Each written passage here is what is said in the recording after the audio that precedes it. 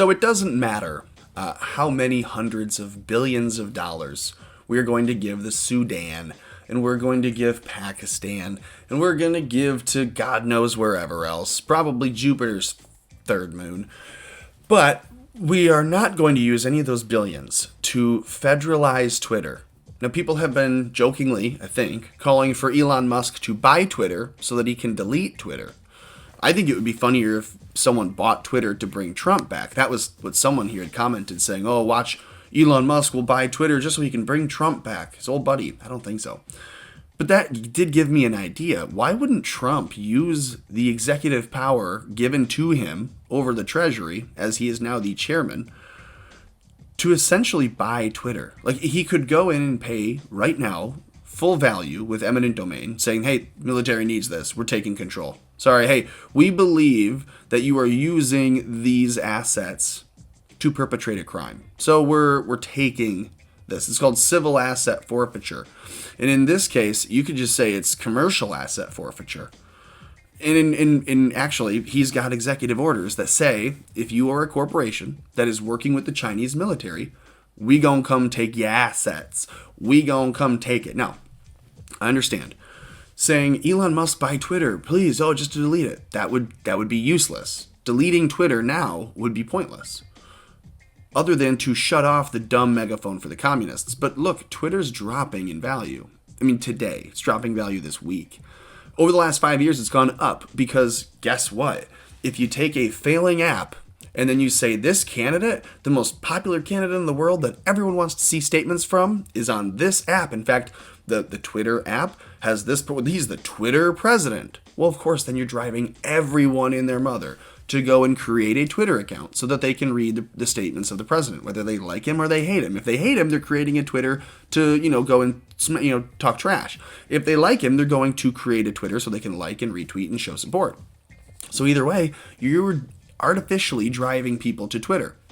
Well, now you see that because as the president's no longer on Twitter, he's been unconstitutionally banned. His official communication channel as the president has been shut off unconstitutionally. You can see all the people leaving Twitter. Twitter will cut people off, but I think people are just leaving as well. People are joining Gab, and they're going to Rumble, and they're going to BitChute instead of YouTube, and they're going to all these other places. Parler.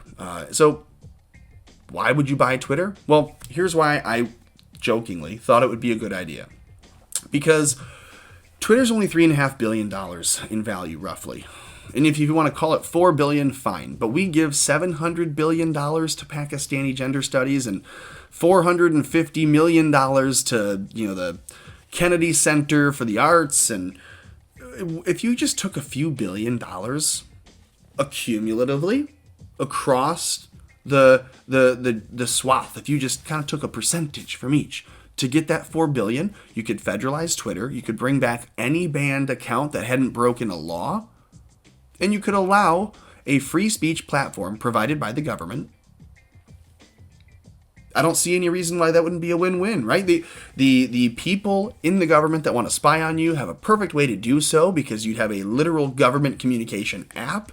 But at the same time, everyone would be allowed to use it, which at this point, I think Americans would be just asking for. They'd happily accept a free app that we all could use and not be banned from, that had no business or bias or effery involved.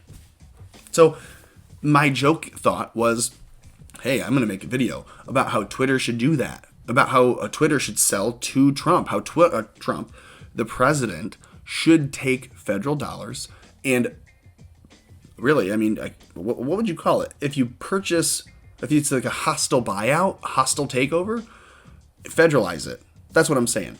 If a company were known to be making little poison pills and putting them out into mainstream consumption as if they were supplements, the government would shut them down, right?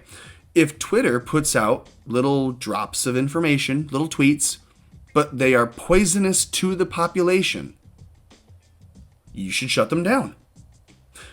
If a pharmaceutical company is mistakenly making some bad drugs, they get sued. If they're doing it knowingly, they get shut down. Is Twitter making a mistake, or are they doing this now knowingly? Well, their Blogspot post shows you they're shutting people down knowingly against the law. They don't care.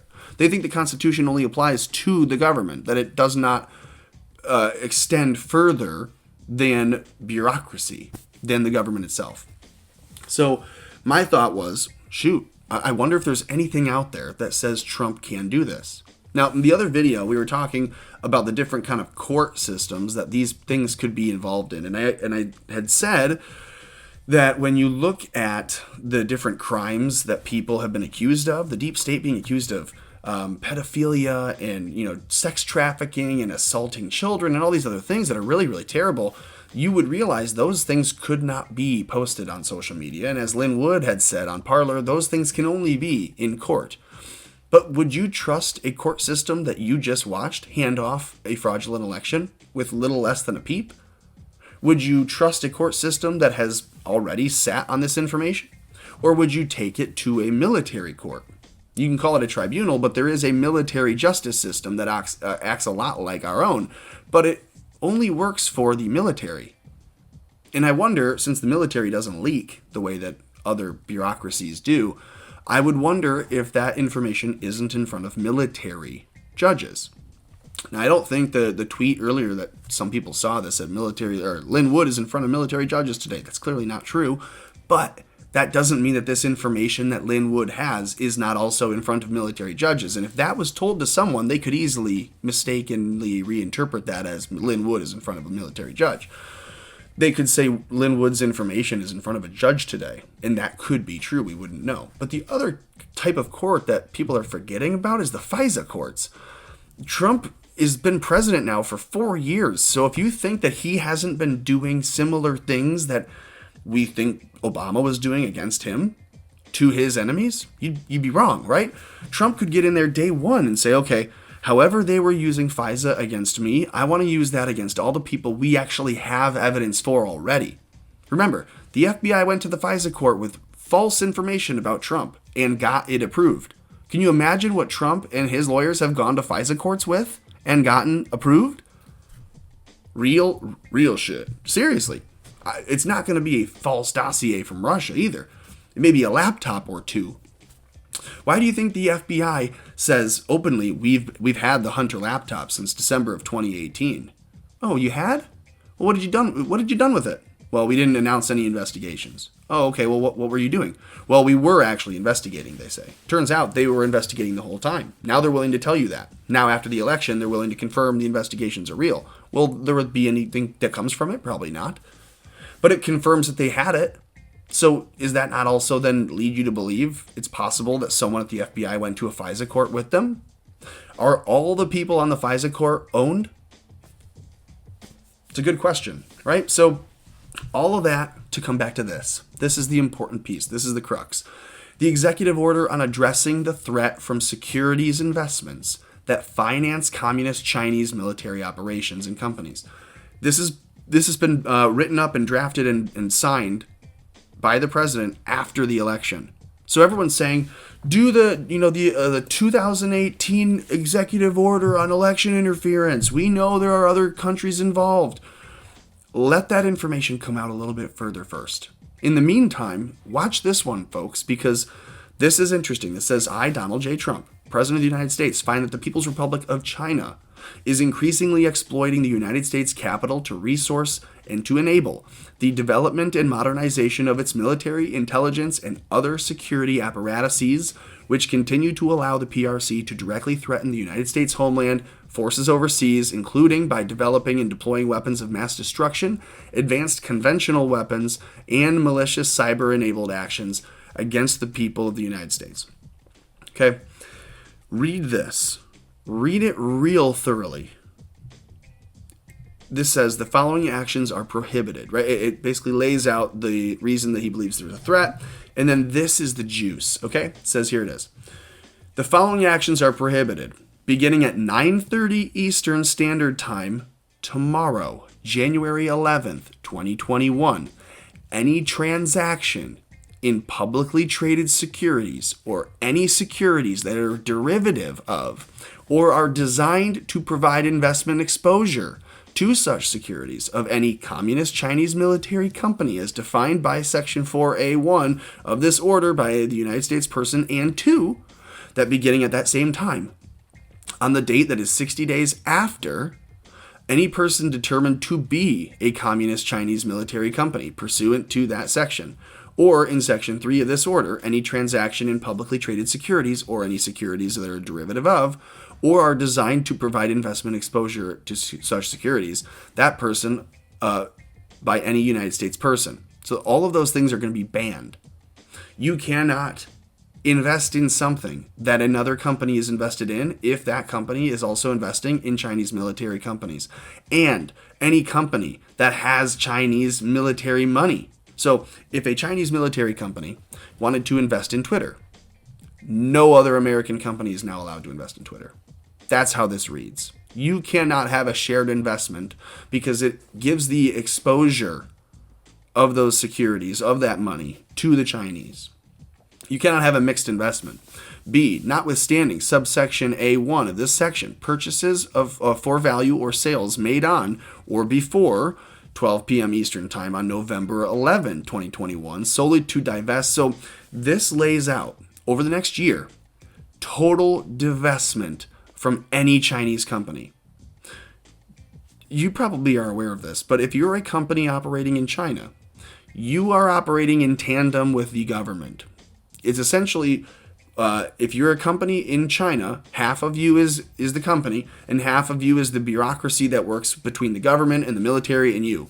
Because they don't want a company that is in competition with another Chinese company. If they can instead have them working together in equal competition in lockstep, they'll each make less money, but together the Chinese will make more. That's how they do it all. It's all run from the top down.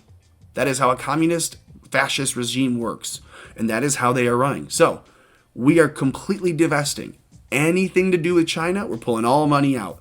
Any company that has to do anything with China, they're getting pulled out. You will not have any money in Chinese assets. You will not have any assets from China here in the U.S. Any conspiracy formed to violate any of the prohibitions set forth in this order is prohibited. It says, hey, if you try to break this, that's also not allowed. Read this order, folks. This was passed on the 12th of November. The term Chinese Communist Military Company means this: any person that the Secretary of Defense has listed as a Chinese company, operating directly or indirectly in the U.S. or in any of its territories or possessions pursuant to a section of public law that states what we own, essentially. The Secretary of Defense has the responsibility and can add or remove people from that list. That's also defined as any person that the Secretary of Defense, as well as the Secretary of the Treasury, determines is operating essentially with Chinese money. So we can say that's a bad guy, he's part of the Chinese military, and we can say that's some bad money, that's some Chinese military money, and it's illegal. Point and shoot. That's what this is.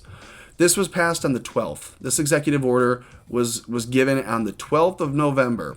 So you'd say, okay, if Trump thought that he was losing the election, that he was out, that at this point the media had declared Biden was the winner. If all those things are true, why would he then be saying, well, over the next year, we're going to enforce a complete divestment, everything from China? Two things are possible.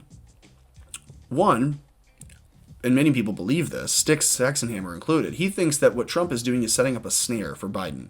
The other thing that happened today that would lead you to believe that is that we lifted any self-imposed sanctions on trade and other, normalcy with Taiwan. Essentially, we're saying that Taiwan is entirely its own state, and we're not going to hold anything back from them. We love them. They're their own country, which totally pisses off China.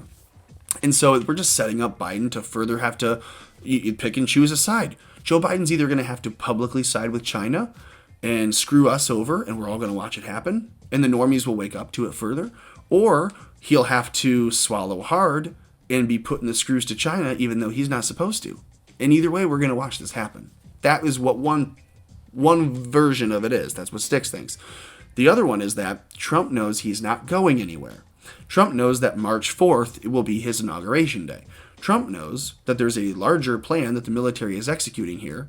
Part of it is to wake us up. Part of it is to throw us into crisis. Part of it is complete overhaul. And we can't get from one to the other to the next without having them each fall into consequential order. So that's the other way that this works, is that this was passed after the election because they know There's no brakes on the train. We're not losing Trump. That's what this would suggest. That's what I'm tending to believe still. And until the 20th, that's what I will believe.